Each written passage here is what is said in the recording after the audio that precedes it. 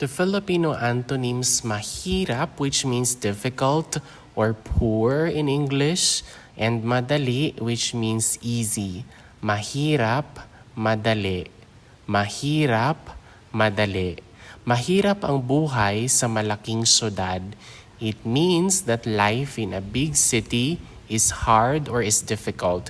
Mahirap is hard or difficult. Buhay is life. Malaki means big, and then a syudad is a city. Mahirap ang buhay sa malaking syudad. Madali kong naunawaan ang iyong paliwanag. I easily understood your explanation. Madali is easy or fast. Ko is I, and then unawa means to understand. Understood, naunawaan ang iyong paliwanag. You is your, and then a paliwanag is an explanation. Madali kong naunawaan ang iyong paliwanag.